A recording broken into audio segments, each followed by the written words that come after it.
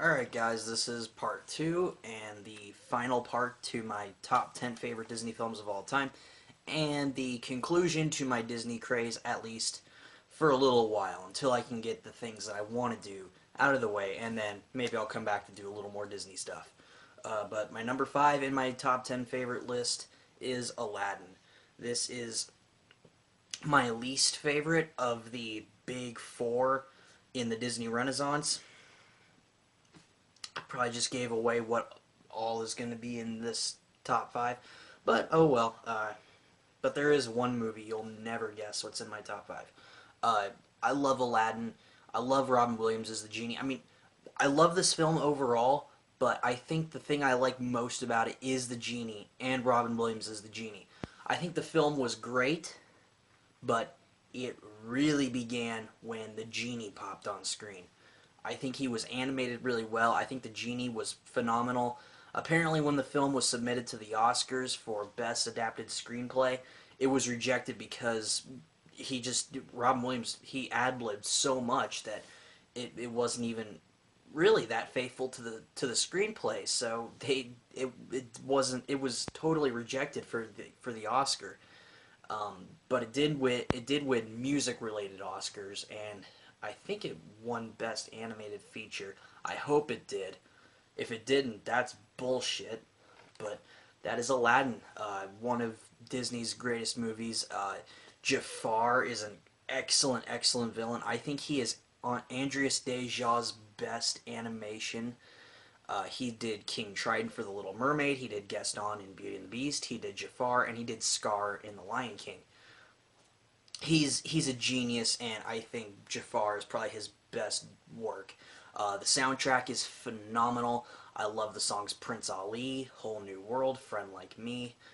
There was a song on here that was cut. It was called Proud of Your Boy, which was phenomenal. I mean, it did sound a little bit like Part of Your World. Like, everything from the title to the chorus sounded pretty similar, but they're both different songs, and they're both great. I wish it wasn't cut from the film. That was one of Howard Ashman's biggest things about the movie, was the music. I mean, obviously he was one of the composers. He did die before. I think he died before this movie was in production, unfortunately. Well, no, he died like maybe a quarter of the way into production, because he died before Beauty and the Beast was given a wide release. It had only been in select theaters at the time, and then he passed away. Aladdin is a phenomenal, phenomenal, phenomenal movie with great music, great characters, great animation. One of Disney's best movies to date. Check it out. But I don't know why I'm telling you to check it out. You probably already have. Number 4, I went back and forth between which movie I liked better, between this and Aladdin, and I guess I do like The Little Mermaid a little better. This is a movie that when I was a little kid, I wasn't attached to this movie. I thought it was too girly. I thought it was too princessy. But I went back and watched it, and I realized, there's something here for everyone. This is a movie that I think everyone can enjoy. If you appreciate animation, you appreciate film, I think you'll find something that you'll like in this movie, whether it be the music, whether it be the characters. I understand if people are not a fan of Ariel. I mean, she is kind of the whiny, rebellious teenager. She doesn't really learn a whole lot at the end, though what she does have a good consequence. It also has a negative consequence. And, you may find her a little bit stereotypical, but I like her. I think she was really, really cool. Me and my friend have an audio commentary of this, and I'm going to try and upload that. So if that works, I have one for Beauty and the Beast as well. We'll upload both of those commentaries, and we'll probably do commentaries for more films. But I will be sure to get that done. hopefully. So maybe this Disney craze won't end as soon as I thought, but oh well, that stuff was already we already recorded those commentaries, so you know, I guess that's kind of part of the Disney craze. Because at the time I'm recording this video, and even at the time when I recorded the first part, they were already completed. In fact, we did our Little Mermaid commentary back in like late December. So yeah, need to get those uploaded for sure. And yeah, final thoughts. Little Mermaid is an awesome movie. I love the character of Ariel, though. If you don't like her, I understand where you're coming from. I just thought, as um, in my personal opinion, I thought she was fun. I liked her. Okay, number three. No one is going to guess this one. I don't think anybody sees this one coming. And a lot of people would argue I have this way too high up in my list. And I even thought to myself, do I want this movie this high in my list? And yeah, I think I do. Number three is a Goofy movie. I grew up with this movie. I watched it over and over and over again. I love everything about this movie. It's not perfect. It is a little dated. It's strictly a 90s movie. This is a total 90s flick. It came out in 95. And so, I mean, it encompasses everything about the 90s just with the character Goofy and his son Max. I love this movie. I love the 90s feel to it. I love the music. I love the message behind it about you and, like the father-son relationship between Goofy and Max. I thought it was really relevant. I found it kind of relatable. I love Goofy in this movie. Bill Farmer never disappoints, especially as Goofy. And it was really cool to see him get his own movie. Goofy movie, I think, is incredibly underrated, and it has always been one of my favorites. Never really realized how much I love this movie until I did this list, and then when it climbed up to my top three, it kind of hit me. I really, really love this movie. Goofy movie, I strongly recommend you check this one out. The sequel, an extremely Goofy movie, was good, but it was nothing compared to this. Alright, my number two and my number one, these were pretty close. My number two, this one used to be my number one, and for a very long time it was. Like, throughout all my childhood, of course not counting Pixar, this was my favorite.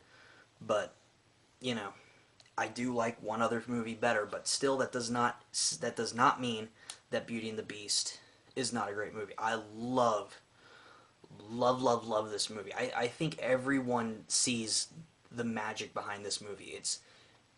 It's a perfect movie, I would argue. I don't see any flaws with this at all. It totally deserved to win the Oscar nomination for Best Picture. I like Silence of the Lambs a little better. They're both two of my favorite films of all time. I may like Silence of the Lambs literally just like one notch better than this. But this movie is just awesome. And actually, this Blu-ray 3D, it's not mine, it's actually my grandfather's, I'm just borrowing it. It looked amazing on Blu-ray 3D. Like, this is a movie that works in 3D. And so, I think that's really all I can say. I think everyone has seen this movie. It's kind of like the Frozen of its time, except this one has just, like, this one is timeless. And I would argue that Frozen is too. That's probably why it was in my top 10. Love Beauty and the Beast. It's a classic. It's one of Disney's best films. It's maybe even their best. It's my second favorite. I love this film. I always have, and I always will. Beauty and the Beast will always have a soft spot in my heart. It's wonderful in every way. You need to see Beauty and the Beast if you haven't. But my number one Disney movie is The Lion King. I liked this movie when I was a kid, but I didn't really watch it that much. I felt that it was I didn't think it was as fun and entertaining to watch as a kid as I did Beauty and the Beast or Goofy Movie or Aladdin. I didn't really understand a lot of a lot of the themes and elements of this movie. Not saying that this is particularly an adult themed movie, because I think this is one that it's for everyone. This film, I think really, it's a film not just for kids. It's kind of like, well, this one might just be for kids and people like me. I think all four of these, and even the other, screw it, all the movies in this list, I think appeal to everyone. Maybe this one, I don't know. Maybe it's just my nostalgia. Lion King is again another perfect movie for me. Just call it overrated. I've only heard one person say that though, so, and that was the nostalgia critic. So yeah, heard one person in my life say that this is overrated. I disagree. I think everything about this movie worked. It's not exactly Hamlet with lions. There are a lot of parallels with Hamlet, but it's not exactly Hamlet. This movie makes me cry, actually. I went back and I rewatched this film recently, and it made me tear up a little bit, I'm not gonna lie. And I'm so happy to have finally owned this movie in my collection on Blu-ray. This is the Diamond Edition. It took me forever to find a reasonably priced copy. I found a used copy for $20. The spine's a little screwed up, but it's still the movie. It plays perfectly. There's no scratches or anything. It even came with the movie rewards code, which is pretty cool. So, Lion King, it's my second favorite animated film of all time, and it's my favorite Disney movie ever made. I love the characters. Mufasa, my favorite Disney character. I love James Earl Jones. I love Matthew Broderick as Simba. I don't know what else to say. I mean, it's my number one. It beat Beauty and the Beast and every other Disney film out there. So it's kind of a no-brainer that this is one you should check out if you haven't. And if you haven't, bastards, go check this movie out. It's awesome. So that's my list, my top 10 favorite Disney films of all time. Please let me know what you thought about it in the comments below. And let me know what you'd like to see next. Peace.